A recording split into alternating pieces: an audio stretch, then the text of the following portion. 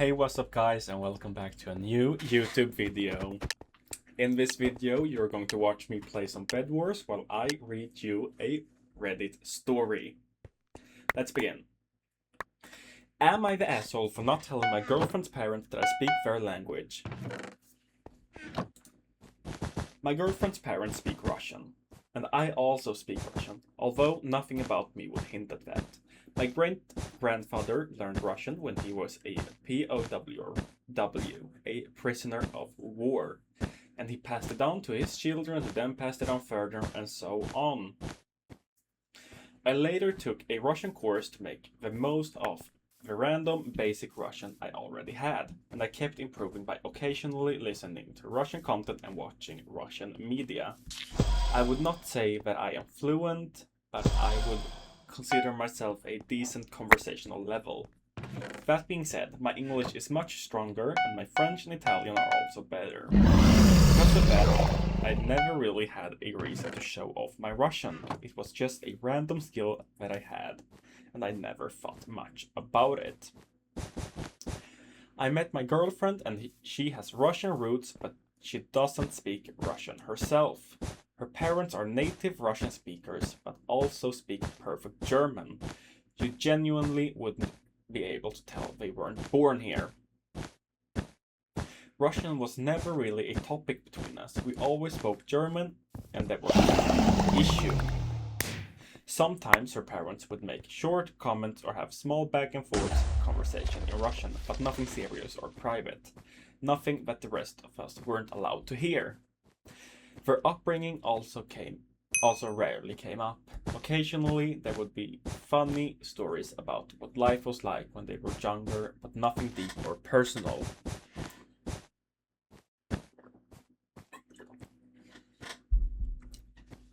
But the other day, a family friend of theirs, also Russian, came over. He's a nice guy, and it was a normal, pleasant evening like always. Like older generations sometimes do, they started joking around and light-hearted comments about how much tougher their generation was compared to ours, etc. At one point, the friend made a joke along those lines. I responded in the same joking, teasing spirit. The closest translation would be something like, "Well, bitch, I hope you're not scared to put your money where your mouth's at." And I said it in Russian. The tone was 100% banter, and it wasn't meant as an insult, and I'm certain it didn't accidentally cross a line. They are not people who get offended by a bit of rough language, and that kind of joking style is normal between them. However, the room went completely silent. They were shocked, not because of the swear word, but because they suddenly realized I understood and could speak Russian. Later, my girlfriend told me that her parents were actually disturbed by the fact that I could speak Russian and that they felt I had been hiding something from them. But the thing is, they never asked. It was never a topic, there was never a situation where it came up naturally, and they already knew my great-grandfather was a prisoner of war in Siberia. I had told them that when it was relevant, and we even joked about it sometimes because members of their family had also been imprisoned there around the same time. There were jokes like, haha, maybe they were cellmates. But the language itself was never discussed, and I never intentionally hid it. I just didn't think about it. Nothing serious ever happened in Russian around me. They never had private conversations in Russian while I was there. They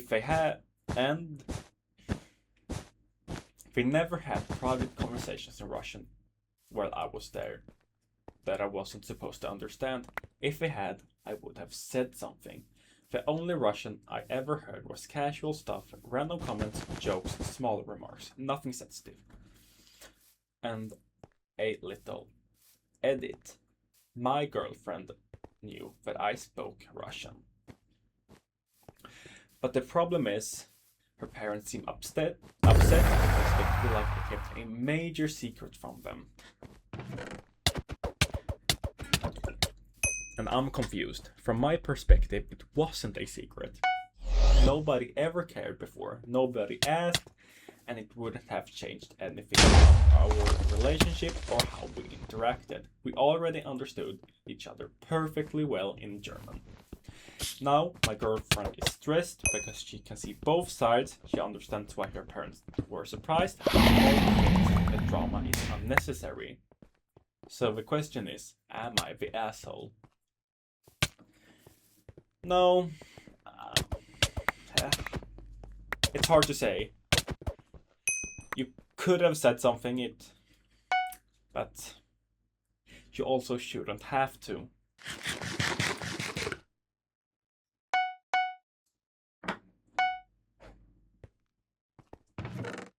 New story.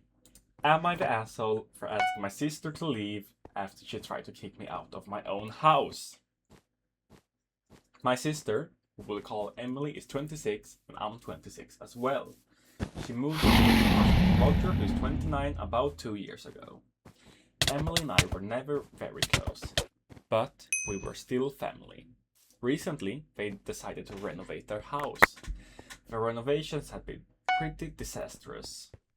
And because of that, they asked me if they could move in with me last week.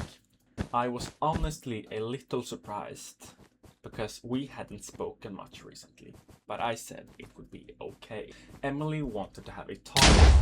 She asked if she and Roger could have a day to themselves on Christmas Eve and Christmas Day. And I asked her, where do you think I can go? Her response was, I don't know, get a motel.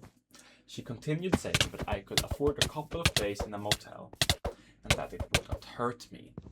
She said it wasn't anything against me. She just explained that they have their own Christmas and they like spending the holiday together. The thing is, they chose to renovate their house during this time, knowing it would interfere with those traditions. So I asked them to leave.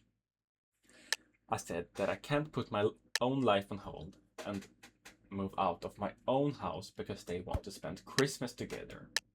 They weren't going to be homeless. My parents took them in instead. However, they called me absolutely furious.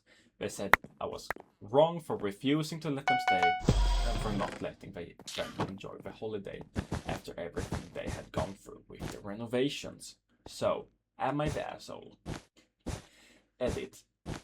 Thank you for all the awards and support. I keep seeing people asking, how could you possibly be the asshole? And I understand why people say that. But my entire family turned against me. And honestly, that kind of thing really messes with your head. Thank you for the support. Update. It's been a few months since my last post, and a lot has changed. After Christmas, my sister called me to apologize. She said that she has been dealing with a lot of issues at the time. I felt sorry for her, so I told her everything was okay and that she and Roger were forgiven. A month after, Emily and Roger were separated. I don't know all the details, but I know financial problems were a big reason. She asked if she could stay with me again. Feeling sorry for her, I agreed. The first day was actually great. We went along well. We ordered takeout, watched movies together, and did something we hadn't done since we were very young. It was honestly nice. Keep in mind, my house has 3 bedrooms. One is mine, one is a guest room, and one is basically an empty room. I decided to furnish the smaller guest room instead of the bigger one, because I keep my violin and other instruments in the bigger room. Emily stayed in the guest room. It was a very small space. It had a bed, a nightstand, and some drawers.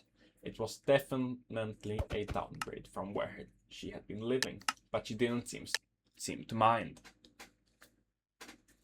But about 2 nights after she moved in, she asked if we could switch rooms. Keep in mind, I had no idea how long she planned on staying. Because of that, I didn't think switching rooms were necessary. The room had a comfortable bed and enough space. It wasn't permanent, so I told her no. That's when the bigger problem started. She began leaving dirty clothes and dishes all over the floor. She also stained a quilt that a close friend had made for me with food. I asked her politely to keep the room tidy, and she started crying. She told me she had been feeling very down, and she apologized. I understood that she was struggling, but I still asked her to keep her things clean, especially when she was living there for free. She continued doing it. Eventually, I asked her to her parents. Was that a harsh thing to do? Maybe. But the room was dirty and it smelled awful. Some of my friends told me I was being too harsh with her. But I really had tried to make things work. I wanted us to get along. We just don't seem to work well living together. This time, she didn't give my parents a big emotional story about what happened, so there were no more arguments with them. Final update. Fast forward to last week. My sister called me and apologized. She told me that she knows we will never be close friends, but she hopes we can at least... Absolutely. So, like we say in the story, the writer is absolutely not the asshole. It's very obvious. So, let's go on to the next story. And I am thinking about starting a Let's Play world where I will do stuff and I will read Reddit stories at the same time. So comment if you want that. Okay, the next story seems like a good one. Am I the asshole for nuking my girlfriend's life after finding out she was cheating on me with her brother? I'm Jay. I'm 29 years old. I've been with my girlfriend Jess since high school. We've been together for years, and honestly, I was about to propose. And she's pregnant too! Until recently, I genuinely thought I was building a life with the woman. Now, I don't even know if the baby is mine. A few days ago, I found out that Jess had been sexting with her little brother. Not flirting, not some weird joke, full on sexting. They were talking about doing things together that made me physically sick when I read them. I took screenshots because I honestly couldn't believe what I was seeing. I just sat there staring at my phone, feeling like my entire relationship had been a lie. Then I sent everything to her parents. And I didn't do it because I was trying to be noble. I did it because I was furious. I was humiliated, and honestly, I wanted them to know exactly what kind of person they raised. Her parents have always liked me. I was supposed to be their future son-in-law. I was planning on a proposal, a wedding, a family. Instead, I got blindsided by the most disgusting betrayal I could have imagined. Now, Jess is blowing up my phone, her family is outraged, and people are acting like I crossed a line by exposing her. Maybe I did.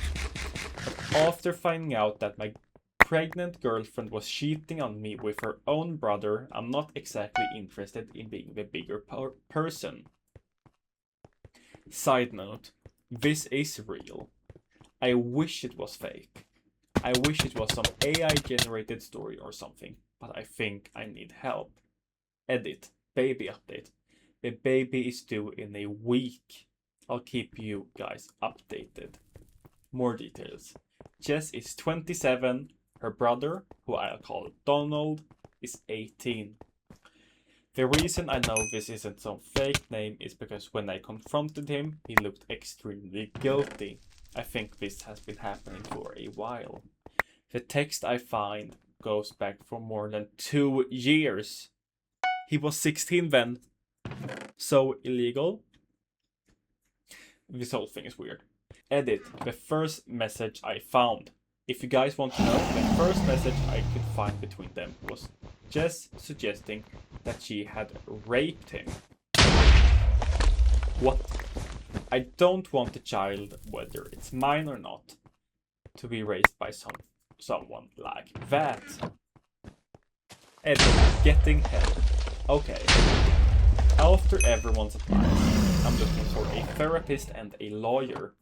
The most recent text I received from Jess was a video of her with Donald.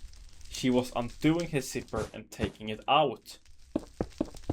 I need a restraining order, and I need to make sure the child is safe, no matter who the father is. This just keeps on getting weirder. Edit. Another pregnancy update. She texted me again. She said that she lied about the baby. It's twins. Edit. Were the parents involved? For everyone saying that the parents knew about it, I asked them and they told me they had no idea. They said that when Jess and I got into fights and she went to their house, she would go straight to her brother's room. From what they heard, it would start with them talking, and then she would leave for a few minutes, most likely to get protection. After that, they would immediately ask for privacy and lock themselves in his room. They said they went on an outing or something during this time. Honestly, I don't believe it. Final edit. Police and safety.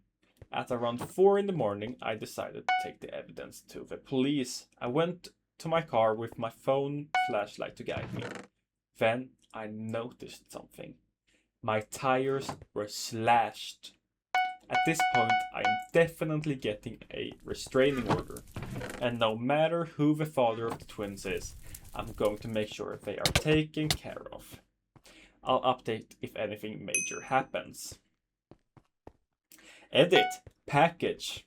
I got home from work and found a package waiting for me. Inside was a bottle of Tito's vodka, one of my favorite brands. I just realized I forgot to take the key from her. I'm going to change the lock.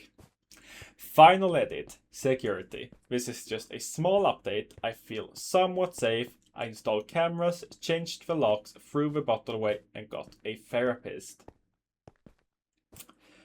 So this is absolutely crazy. The family is so weird. With her brother when she was 16. So goddamn weird. If that were my children, no, they wouldn't be my children anymore. That's so weird on a deeper level that they would even think of doing something like this. No. Okay, so we have another one about cheating, and it's inside of the family again. Am I the asshole for telling my husband to get over being cucked by his twin? Okay, to start off, no, I did not cheat on my husband. All of our children were conceived by us two having sex. About 2 years ago, our daughter was having some blood work done and my husband noticed that her blood type didn't match his or mine. This led to accusations of cheating, which, while were hurtful, were understandable from his position. Our daughter also has some features that likely come from my dad's side, and none of us ever knew him. But to settle the matter, I insisted we get a paternity test. It turns out the father was essentially a close DNA relative, over 50% matching DNA. My husband was an only child and his father had been dead for many years. After a lot of questions, my mother-in-law tells us that my husband absorbed his twin in the womb. And so I guess my husband's tests are his twin brothers. My husband has been really upset about this and keeps claiming that our kids aren't really his. And recently, even cried in my lap about how he was never going to have a real legacy. I was fairly supportive, even in spite of his initial accusations about my faithfulness. But at this time, I started to feel like he should just realize it doesn't actually change anything about our family. After an argument last night where I told him he was blowing it out of proportion and needed to move on and just focus on what we built together, he took off to stay with his mom for a couple of days. Now I've got my own mom calling me and telling me I should be more sensitive to his feelings. Am I the asshole? We had a conversation since I posted the original post. He wants to get tested to see if one of his testicles has its own DNA, or look into other options and trying for another child. I'm not ready if I am ready to have another child with him, but I'm also not sure if our relationship will last if I refuse. He also insisted that it is easy for me because our daughter has my DNA, but I would love her even if she was adopted. Update 2. After telling him that I don't care about his genetic legacy, which was admittedly harsh in a retrospect, but this was after hours of being very diplomatic, and if we did try for another child in the future, it would be the natural way or with a donor if he became unable for whatever reason. He said that he was going to hire a surrogate. Obviously, this is ridiculous, and while he does have the financial means, we don't even know if he can have children with his primary DNA. I throw some eggs and he wants to use them, which I told him was fine to end the argument. If he did go through with it, I feel like I would have raised the child, but I am not sure how to get him to calm down and slow down. I know people are suggesting therapy, but he doesn't want to even entertain it. I did get him to agree to see a rabbi with me, so maybe that will help. Okay, so this story wasn't really what I thought it would be. It wasn't the cheating kind of story, but it's a hard thing to think about, to put myself in that situation. It has to be hard for him too, I guess, obviously. But she shouldn't be pressured to have another child if she isn't ready or might not even want to. And here's another one. Am I the asshole for telling my boyfriend that shared chores don't count as acts of service? Okay. I'm writing here because I want to put my relationship into perspective and get outside opinions. For some background, I am F29, an introverted people pleaser. I'm actively working on setting boundaries and learning that saying no is okay. And my boyfriend, M29, is very extroverted. He loves talking to people, socializing, and has strong opinions, although he can be open-minded at times. We have been together for 5 years and living together for 3. Since moving in together, I've become increasingly resentful. I feel like I carry most of the mental load, and when I see him not doing something that needs to be done, I get angry inside. Whenever I try explaining it though, it feels like our responsibilities look equal on paper. Groceries. A big issue is everything surrounding food. Every week I come up with meal ideas. He is very picky, so will often reject my suggestions. Only recently have I started telling him that if he doesn't like an idea, he has to suggest an alternative instead of just saying no. I remind him to add things to the grocery list. I shop for groceries, unpack them and cook. His responsibility is washing the dishes. We have argued because I can't fully relax until the kitchen is clean. I asked if he could wash the dishes after supper, but he didn't want to. Eventually, I gave up and agreed to let him do it on his own schedule. Now, dishes often stay overnight. If I'm working from home the next day, I usually end up washing everything myself, including his breakfast dishes, because he never puts them in the dishwasher. When I brought that up, he simply said, "I'm in a rush in the morning, just don't do it." The problem is that he knows visual clutter stresses me out. I don't want to become someone who keeps scores over every little thing, but I feel like the small things are adding up. Time management and feeling like a priority. Another recurring issue is time. In the morning, I can't really ask him anything until he has had his coffee, watched his show, and fully woken up. I've adapted that because I know how he is, but I'm still annoyed. One day, we had a busy schedule planned. When he came back from walking the dog around 10 a.m., I asked, "Are we leaving soon?" He immediately raised his voice and said, "I just got back. I haven't even had my coffee yet. Why would you even ask me that?" Later, after we calmed down, he told me my question was stupid because I should have known he couldn't answer it yet. I asked him how I should ask the question in the future.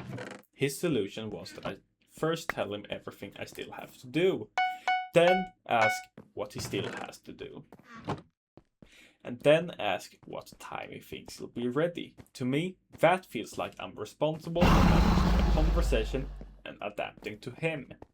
Another thing that bothers me is that I often don't feel like a priority when I need his attention. If I want to talk to him or ask him something, I'm often met with wait. He's texting, watching a movie, gaming, or doing something else. I usually end up waiting, but most of the time I eventually just don't bring it up again because it doesn't follow up or come back to the conversation. On the other hand, if he wants to talk to me while I'm doing something, I usually stop what I am doing and give him my full attention. I don't expect him to drop everything every time I speak, but the difference in how we respond to each other makes me feel like my needs and my time aren't as important. Love language. My love language is acts of service, his physical touch. To me, household chores don't count as acts of service because they are shared responsibilities. Acts of service are the extra things. Brings me flowers, planning a date, cooking dinner, walking the dog so I don't have to, or even bringing my plate to the sink after he's done with his own. During an argument, he told me he feels invisible pressure from me, like I expect him to do more. That surprised me, because I usually keep my feelings to myself. Maybe I put pressure on him without realizing it. That pressure basically. Or maybe he feels that pressure because he knows he could do more. I honestly don't know. Then he told me that ever since I explained chores don't count toward my love language, he actually put less effort into doing them because he doesn't see the point if I won't view them as an act of service. That honestly blew my mind. I tried explaining that chores aren't supposed to earn points. They are simply responsibilities that come with being an adult and living together. For context, he's the youngest of 3 kids. His mom still treats him like one. She cooks for him, cleans up after him. To be fair, he isn't lazy in every area. He changes my car's oil, cleans the bathroom, and contributes around the house. That's why I'm struggling. I don't think he's a bad person, but I can't stop feeling resentful when I see the dishwasher still full, the dehumidifier overflowing because it's been full for hours, or his breakfast plate sitting on the counter, waiting for me to deal with it. Every argument we've had since moving in together, has slowly changed how I see him. I don't know if he's actually less open-minded, attentive, feminist, and emotionally intelligent than I believed, or if living together has simply exposed parts of him that I haven't seen before. Am I justified in feeling this way, or am I expecting too much? One last thing. Since moving in together, my self-esteem has become much worse. I already struggled with it before, but now I feel drained all the time. I hate my job, and I'm becoming increasingly pessimistic, and I think about dying often. Although I wouldn't act on those thoughts because I love my dog too much.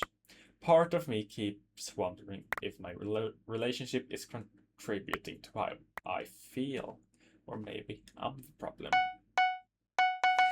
Sister, you are way too generous.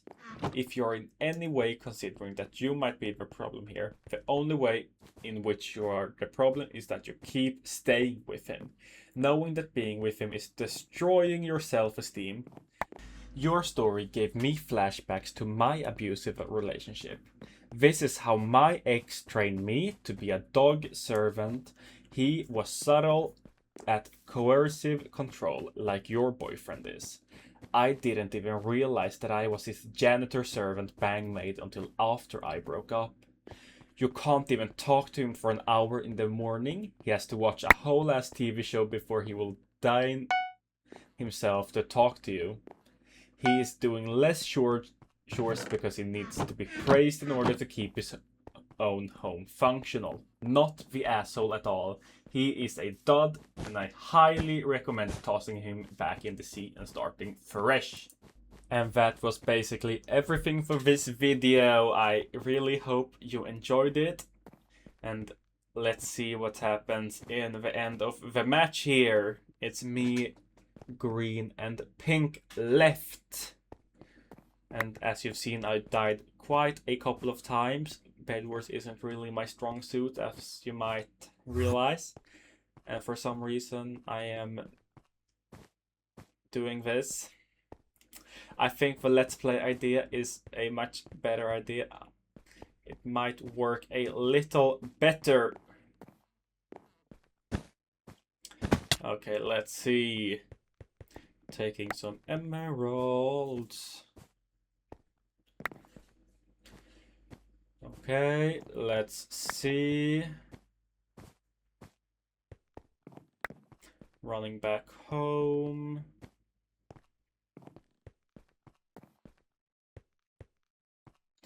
Oh, someone is beating me to it. And that as firework isn't doing anything. He is destroying my bed and now he's probably going to kill me.